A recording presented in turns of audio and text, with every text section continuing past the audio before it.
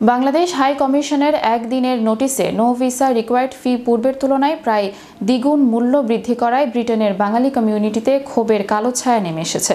এ নিয়ে দেশটিতে বসবাসরত বাঙালি কমিউনিটির বিভিন্ন সংগঠনের নেতাসহ সাধারণ জনতা ক্ষুব্ধ হয়ে আছেন বর্তমান বাংলাদেশের অন্তর্বর্তীকালীন সরকারের উপরে। দফায় দফায় চলছে নানা সংগঠনের প্রতিবাদ সভা। বিষয়টা নিয়ে কমিউনিটির বিভিন্ন জন বিভিন্ন বক্তব্য দিচ্ছেন।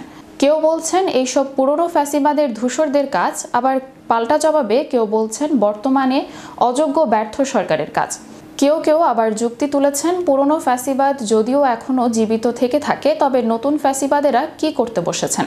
বর্তমান বাংলাদেশ অন্তর্বর্তীকালীন সরকারের স্বরাষ্ট্র মন্ত্রণালয় সম্প্রতি ৪ ডিসেম্বর ২০২৪ বাংলাদেশ সরকার কর্তৃক অনুমোদিত নো ভিসা রিকোয়ার্ড ফি $50 থেকে $80 সমতুল্য ৪৬ পাউন্ড থেকে ৭০ পাউন্ডে উন্নীত করে একটি নোটিশ জারি করেন। এই নোটিশ পাওয়ার পর থেকেই বাঙালি কমিউনিটিতে নেমে এসেছে ক্ষোভের ছায়া।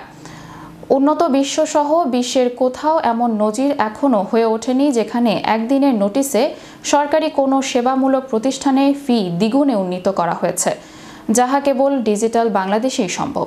এই বিষয়ে জানতে চাইলে কমিউনিটির বিশিষ্টজনেরা বলেন তাদের এই প্রতিবাদ অব্যাহত থাকবে। আসসালামু আলাইকুম, আমি মোহাম্মদ আব্দুল কুদ্দুস, সাধারণ সম্পাদক জকিগঞ্জ ওয়েলফেয়ার অ্যাসোসিয়েশন ইউকে এবং অন্যান্য সংগঠনের সাথে জড়িত।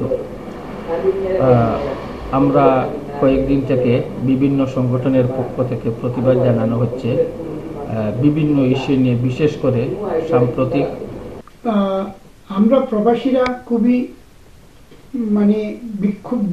বিক্ষুব্ধ, কারণ এই ইন্টেরিয়াম গভর্নমেন্টের হঠাৎ করে এই ধরনের 46 থেকে 70 পাউন্ড নো ভিসা রিকোয়ার্ড ফিটা বাড়িয়ে দেয়া, যদিও যে সার্কুলারটা আসছে এটা কিন্তু চিন্তা করতে পারেন 46 পাউন্ডের নো ভিসা ফি এক লাফে নিয়ে নিলেন 70 পাউন্ড, তাও আবার মাত্র একদিনের নোটিশে।